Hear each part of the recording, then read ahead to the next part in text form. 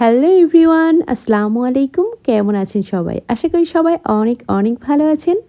তো দেখেই বুঝতে পারছেন আজ আমি কিসের রেসিপি নিয়ে চলে এসেছি।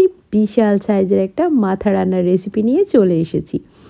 এই মাথা রান্নাটা খেতে এত দুর্দান্ত হয়েছিল, আলহামদুলিল্লাহ একেবারে মুখে আমার এখনও লেগে আছে। আজ আমি রান্না করব 7 কেজি ওজনের রুই মাছের মাথা। বড় মাছের মাথা দিয়ে আমরা সাধারণত মুড়িঘণ্ট করে থাকি, তবে আজ আমি মুড়িঘণ্ট না, এমনিতেই ভুনা করে দেখাবো। খুবই মজা লাগে।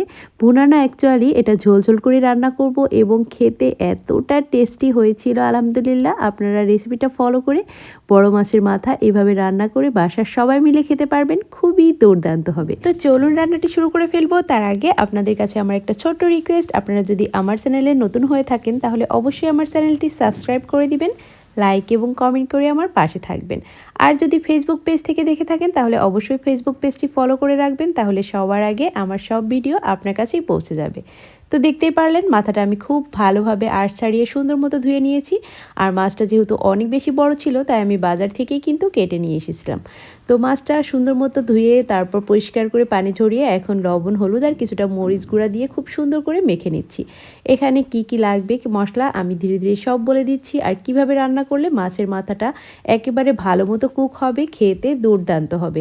এভাবে মাছের মাথা রান্না করে কেউ কখনো হয়তো খান নাই, সবাই হয়তো আপনারা মুড়িঘণ্ট করে খান বড় মাছের মাথা, তবে আমি বলবো এইভাবে মাছের মাথা রান্না করে খেয়ে দেখবেন কতটা টেস্টি হয়। কোনো ধরনের ডাল চাল কোনো কিছু না মিক্স করে শুধুমাত্র মাথাটা রান্না করে খেয়ে দেখবেন, এই মাছের মাথার স্বাদ আপনি জীবনেও ভুলতে পারবেন না এভাবে যদি রান্না করেন। আগে কিন্তু আমিও সবসময় মুড়িঘণ্ট করতাম, তবে একদিন এরকম বড় মাছের মাথা শুধু শুধু ঝোল করে খেয়ে দেখি যে দুর্দান্ত টেস্ট হয়, তাই আমি এখন আর কোনো ডাল চাল মিক্স না করে শুধুমাত্র এভাবেই রান্না করি। তো দেখতে পারলেন মাছগুলো আমি সুন্দর মতো মাছের মাথা দুটো ভেজে নিলাম উল্টে পাল্টে। যেহেতু বড় সাইজের মাথা তাই একটু সময় নিয়ে সুন্দর মতো করে ভেজে নিতে হবে। মাছটা ভেজে ওঠানোর পর কড়াইয়ে যে তেল ছিল তার মধ্যে আমি আরও কিছুটা তেল অ্যাড করে দিলাম। দেওয়ার পর আমি এখানে দিয়ে দিয়েছি কিছুটা জিরা ফোড়ন। জিরা ফোড়নটা অবশ্যই দিবেন, তাহলে মাছ ভুনা খেতে কিন্তু দুর্দান্ত হয়। তারপর আমি এখানে একটা পেঁয়াজ দিয়েছি, যেটা একটু বেরেস্তার মতো লাল লাল করে নিব। জিরা আর পেঁয়াজটা এরকম লাল লাল করে একটা ফোড়ন দিয়ে রান্না করে দেখবেন, খেতে কিন্তু অসাধারণ হবে।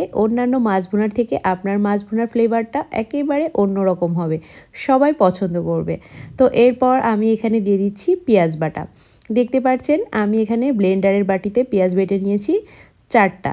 যেহেতু শুধু মাথা ভুনা করব তাই ঝোলটা ঘন হওয়ার জন্য আমি একটু পেঁয়াজের পরিমাণ বেশি দিয়েছি, আপনারা চাইলে কমও দিতে পারেন। তারপর দিয়ে দিচ্ছি এখানে মরিচ পেস্ট। এখানে আমি মরিচটাও বেটে নিয়েছি, যেহেতু আমি শুধু মাথা ভুনা করব আর এখানে অন্য কোনো তরকারি বা অন্য কোনো মাছের পিস থাকবে না, তাই ঝোলটা যেন খুব সুন্দর একটা গ্রেভি হয় বা ঘন ঘন হয়, সেজন্য আমি কিন্তু সব মশলা বাটা দিচ্ছি। যে কোনো মাছ ভুনায় একটু বাটা মশলা দিয়ে করলে ঝোলটা যেমন ঘন ঘন হয়, খেতেও কিন্তু দুর্দান্ত স্বাদ হয়। তারপর এখানে আমি স্বাদ মতো লবণ দিলাম। আমি এখানে 1 চা চামচ লবণ দিয়েছি, যেহেতু আমি মাছ ভাজার আগে মাছে লবণ হলুদ মেখে নিয়েছিলাম, তো সেটা মাথায় রেখে অবশ্যই আপনি লবণটা অ্যাড করে দিবেন। তারপর কিছুক্ষণ মশলাটা ভেজে নিয়ে আমি এখানে দিয়ে দিলাম হাফ কাপের মতো পানি। পানির উপর আমি গুঁড়া মশলাগুলো দিব, অন্যান্য যে গুঁড়া মশলা দিব সেটা পানির উপর দিলে খুব সুন্দর একটা কালার থাকবে। তো এখানে আমি প্রথমে দিয়েছি হলুদ গুঁড়া হাফ চা চামচের মতো, তারপর দিয়ে দিব মরিচ গুঁড়া, লাল মরিচের গুঁড়া হাফ চা চামচের মতো, যেহেতু আমি কাঁচামরিচ পেস্টটা বেশি দিয়েছি। তারপর ধনিয়ার গুঁড়া দিয়ে দিলাম 1 চা চামচের মতো। এরপর আমি দিয়ে দিব জিরার গুঁড়া 1 চা চামচের মতো। এই পরিমাণ মশলা দিয়ে আজকে কিন্তু আমি মাছের মাথাটা ভুনা করব। যেহেতু শুধু মাছ তাই মশলার পরিমাণটা যদি আপনি হিসাব করে দিতে পারেন বা সুন্দর পরিমাণ করে দিতে পারেন তাহলে টেস্টটা একেবারে পারফেক্ট আসবে। তো দেখুন অনেকটা ঘন ঘন হয়েছে মশলাটা। আমি এখন মশলাটা খুব ভালোভাবে কষিয়ে নিচ্ছি। কষানোর পর আমি বেশ কিছুক্ষণ ভেজে নিব যেন কোনো ধরনের গন্ধ না থাকে। তারপর আমি এখানে পানি অ্যাড করে দিলাম 1 কাপের মতো। পানিটা দিয়ে মশলাটা ভালোভাবে কষাতে থাকবো। পানিটা যখন ফুটে একটু কমে আসবে তখন কিন্তু এর মধ্যে আমি মাছের মাথাটা কষানোর জন্য দিয়ে দিব। যেহেতু মাছের মাথাটা অনেক বেশি বড় সাইজের, 7 কেজি ওজনের রুই মাছের মাথা, বুঝতেই পারছেন।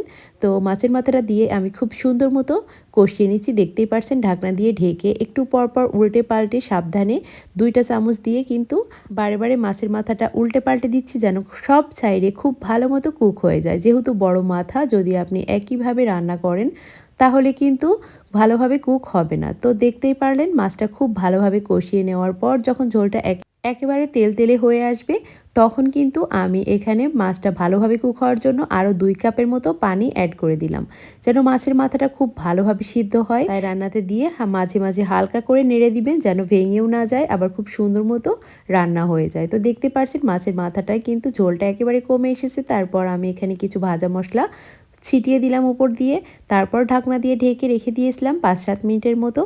এখন আমি ঢাকনাটা উঠিয়ে দেখে নিচ্ছি মাছের মাথার ক্যালসিয়ামে ঝোলটা একেবারে ঘন ঘন হয়ে গিয়েছে। আমি একটু টেস্ট করে দেখেছিলাম, দারুণ হয়েছে খেতে।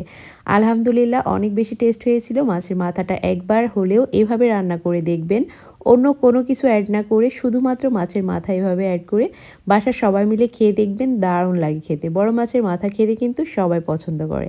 তো এইভাবে রান্না করলে সবাই মিলে খেতে পারবেন এবং দারুণ লাগবে। তো রান্নাটা কেমন হয়েছে অবশ্যই কমেন্ট করে জানাবেন। আজ এ পর্যন্তই, ভালো থাকবেন। আল্লাহ হাফেজ।